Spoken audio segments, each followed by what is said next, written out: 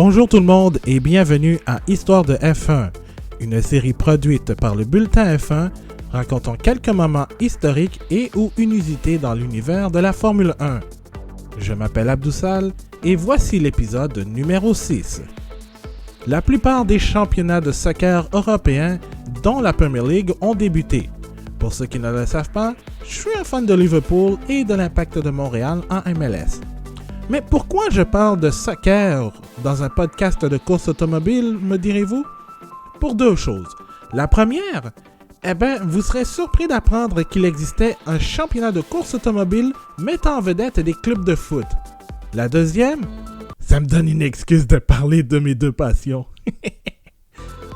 Il y a eu des clubs ayant commandité des écuries de Formule 1, comme Chelsea pour Sauber en 2012 et en 2013, ainsi que Queen's Park Rangers pour Caterham via leur propriétaire commun, Tony Fernandez. Mais un championnat avec des équipes du ballon rond, cela a bel et bien existé. Quand le soccer et la course automobile se rencontrent, cela donne une drôle d'idée. Cette semaine, Histoire de F1 vous raconte l'histoire du mort-né Premier One Grand Prix et de la défunte Super League Formula. Des crossovers, ça existe beaucoup dans le monde des arts et spectacles. Mais en sport, c'est très rare. Mais il y a le ice soccer. Allez regarder ça sur YouTube, c'est très très cool comme idée. Pourtant, deux sports ont tenté le coup. Le soccer et la course automobile. Commençons par la première idée, la Premier One Grand Prix. La Premier One Grand Prix était une série supposée réunir quelques grands clubs de foot d'Europe et d'Amérique du Sud. Malheureusement, aucune équipe de la MLS ne fut contactée pour ce projet. L'idée provint de Colin Sullivan, un homme d'affaires britannique qui avait essayé d'acheter le circuit de Silverstone en 1999. Sullivan présenta la suggestion à Graham Kelly, l'ancien directeur exécutif de la FA ou la Football Association, l'association de soccer anglaise. De plus, un consortium d'investisseurs formé par Sullivan et Kelly fit une étude de marché. Selon leurs recherches, environ 40% des détenteurs de billets de saison d'un club de foot avaient un intérêt particulier ou énorme pour la course automobile. Ouais, j'en connais quelques-uns qui auraient été la clientèle cible. Après avoir embauché Gary Crumbler, l'ancien directeur marketing de Williams, Graham Kelly, Colin Sullivan et compagnie présentèrent le projet à la FIA, la Fédération internationale de l'automobile, et, en octobre 2001, la fédération approuva les plans de ce championnat inusité. Voici le principe de la Premier One GP. La série devait comporter 26 voitures de 26 équipes différentes avec le même châssis, qui était une Reynard GP01 qui ressemblait à la Benetton B197 utilisée pour la saison 97 de Formule 1 pour l'écurie Benetton. Le format d'une fin de semaine de course, une série de qualifications traditionnelles pour former la grille de départ et, le lendemain, le dimanche, deux courses d'environ 160 km ou 1 heure maximum, avec une pause de 30 minutes entre les deux épreuves. Un format assez similaire à une partie de soccer, ironiquement. Contrairement à la Formule 1 dans le temps, les ravitaillements en essence étaient interdits. Les récompenses totales en argent étaient fixées à $1 million US par course, avec le vainqueur de l'épreuve empochant $125 000. Comme au golf, le classement des pilotes et des équipes devait être déterminé selon la récolte totale d'argent. Les clubs de soccer s'associaient à des écuries de course et ces dernières embauchaient les pilotes et le restant du personnel, donc les mécanos, les ingénieurs, le marketing, etc. La Premier One Grand Prix avait même sorti un calendrier pour la saison 2002 qui devait commencer en juillet à Estoril au Portugal, hôte du Grand Prix de Formule 1 du Portugal durant les années 80 et 90. Les dates étaient choisies dans le but d'éviter un éventuel clash avec la saison en cours de Formule 1, aussi appelée la domination de Michael Schumacher en 2002. L'objectif était clair, attirer le plus de spectateurs possible et probablement rivaliser avec la Formule 1. Maintenant que le calendrier et la voiture étaient dévoilés, il fallait convaincre des clubs de se joindre à l'aventure. Selon une légende urbaine, la P1GP avait attiré jusqu'à 30 clubs. Les organisateurs avaient même eu des discussions avec des gros noms, le Real Madrid, la Juventus, Chelsea, Manchester United et le FC Barcelone. Au final, ils se retrouvèrent avec des partenariats avec Feyenoord des Pays-Bas, l'AS Roma et la Lazio Roma en Italie, Valence en Espagne, Benfica Lisbonne au Portugal, l'Olympique Lyonnais et les Girondins Bordeaux en France, et Chelsea, Tottenham et Leeds United. Même si Lyon était sur une lancée de 7 titres consécutifs en Ligue 1 à partir de 2002 et que, au moment de se joindre à la Premier One Grand Prix en 2001, Leeds avait atteint les demi-finales de la Ligue des champions de l'UEFA, la liste des clubs n'était pas si sélecte que ça. Côté pilote, la sélection était bof. Chelsea avait confirmé l'embauche du nouveau retraité de la F1 en 2000, Johnny Herbert, vainqueur de 3 Grands Prix et fan de Chelsea. Benfica signa le Portugais Pedro Lamy, qui a participé à 32 Grands Prix entre 1993 et 1996, et Anderlecht, club belge, opta pour le Néerlandais Bas Linders, qui deviendra pilote d'essai en 2004 pour Minardi, aujourd'hui AlphaTauri. Il y avait même des rumeurs pour que 2 anciens champions de Formule 1 sortent de leur retraite pour se joindre à la série. On parle de Damon Hill, champion en 96, et Nigel Mansell, champion en 92. Malheureusement, les choses n'iront pas très bien pour la Premier One Grand Prix. Tout d'abord, Reynard, le fournisseur officiel des voitures de la série, déclara faillite en février 2002. Ensuite, malgré l'intérêt de quelques grands clubs, la P1GP ne put trouver assez d'équipes pour atteindre la barre des 26. Dans l'espoir de trouver plus de clubs et un fournisseur de châssis, le championnat décida de reporter ses activités à 2004. Regrettablement, en 2003, le projet de la Premier One Grand Prix fut abandonné sans avoir disputé la moindre course. Toujours selon une légende urbaine, Colin Sullivan aurait dépensé jusqu'à 100 millions de dollars pour organiser une série qui aurait pu rivaliser avec la Formule 1.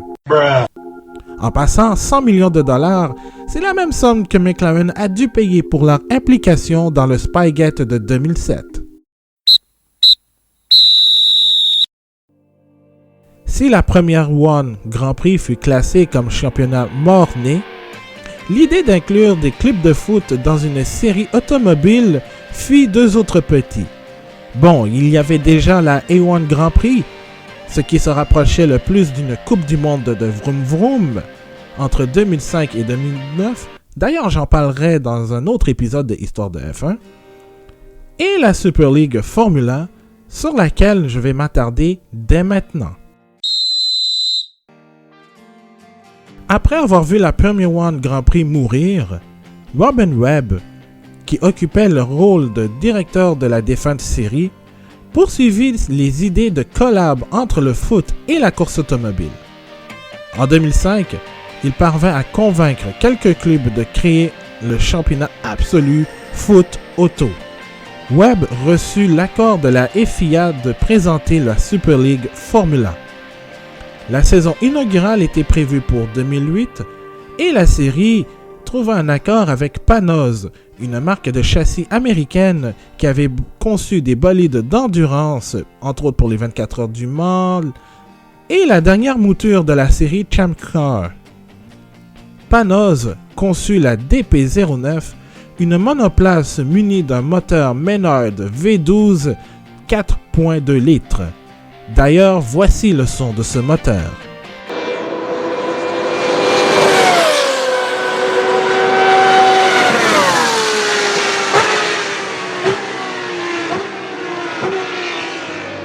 En matière de performance, la DP09, pendant une épreuve de Super League Formula, se comparait plus à des monoplaces utilisées pour des catégories juniors qu'en Formule 1. Par exemple, en 2009, la Super League disputa un meeting au circuit de Monza en Italie.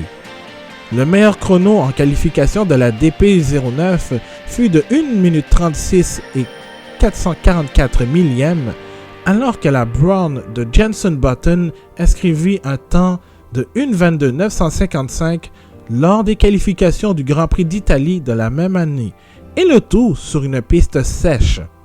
Donc on parle d'une différence d'environ 14 secondes entre la Super League et la Formule 1.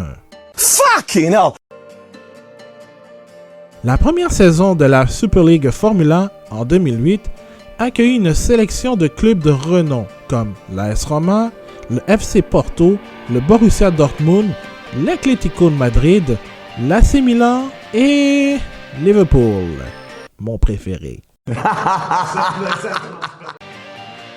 2 ex-pilotes de F1 prirent part à cette première campagne. Robert Doornbos, qui a participé à quelques courses de Formule 1 avec Red Bull, et Antonio Pizzonia, qui a roulé pour Jaguar et Williams. On s'entend que ce n'étaient pas des noms tant populaires. Désolé les gars. En ce qui entrait au format de la course, elle empruntait carrément le même système que la première One Grand Prix, c'est-à-dire 2 courses de 45 minutes, dont la deuxième avec une grille de départ inversée. Le format changera l'année suivante avec l'ajout d'une 3e course de 5 tours, réservée au top 3 des 2 autres courses. Le tout premier meeting de l'histoire, disputé à Donington Park en Angleterre, fut remporté par le Beijing Guoan et le FC Séville, qui est le récent champion de l'Europa League. C'est le Beijing Guoan, mené par l'Italien Davide Rigone, aujourd'hui pilote Ferrari en endurance pour les voitures GT, qui fut sacré champion de la première édition devant le PSV Eindhoven et le AC Milan. Au total, 18 clubs européens, asiatiques et sud-américains furent inscrits. Coudon, la MLS était loin d'être cool à ce moment-là. Bon, ok, Abdou, ne t'excite pas.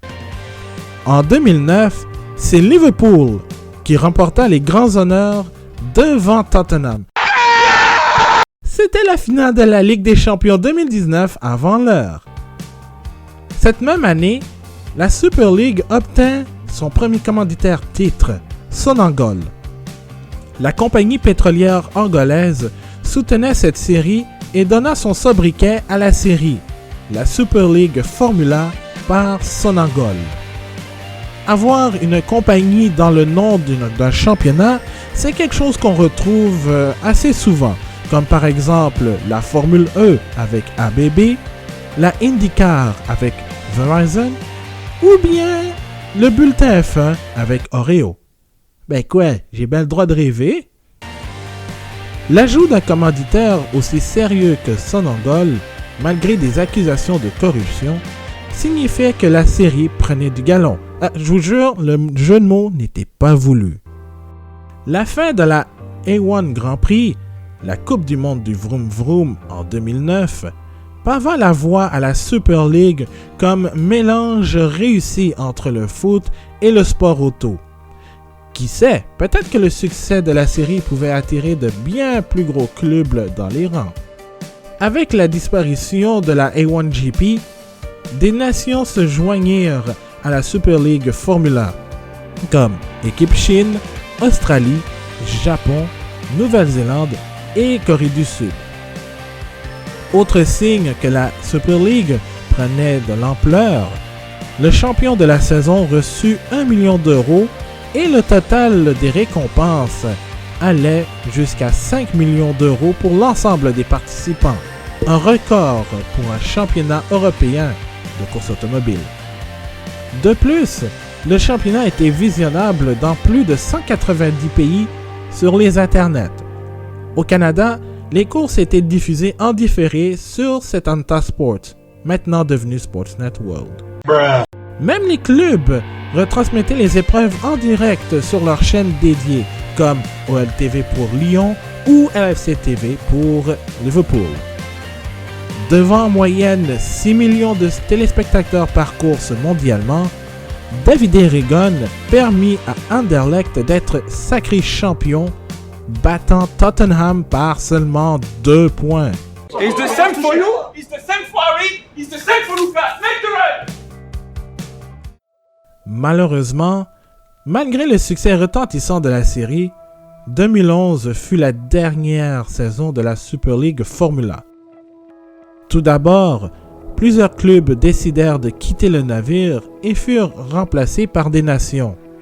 Seuls l'Atlético Madrid et le Sparta Prague continuèrent l'expérience.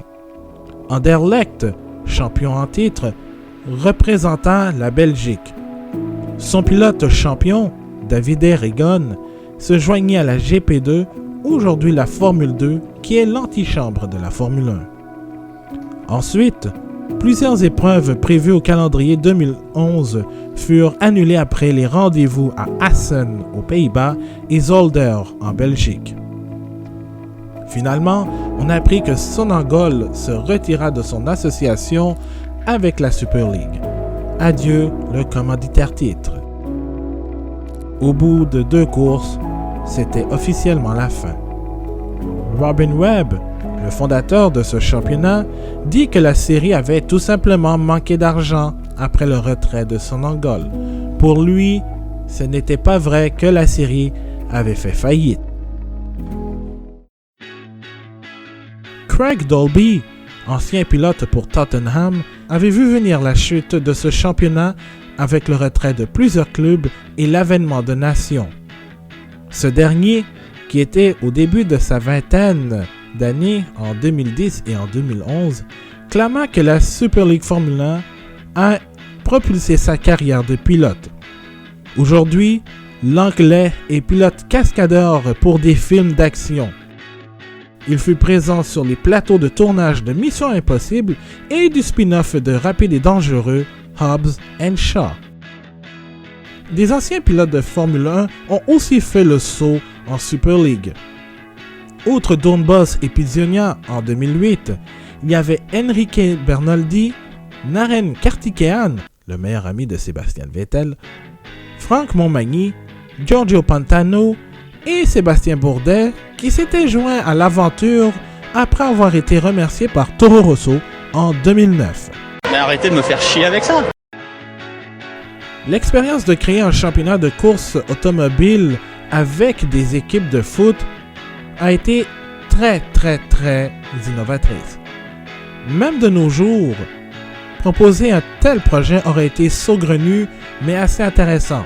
Cependant, est-ce que l'attrait aurait été le même qu'au début des années 2000 avec l'avènement de la Formula 1 Grand Prix?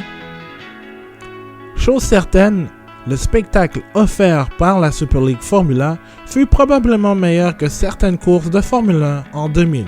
Désolé. D'après moi, il y a plus de chances de faire revivre une Coupe du Monde de course automobile comme la A1 Grand Prix plutôt qu'un championnat similaire à la Super League Formula.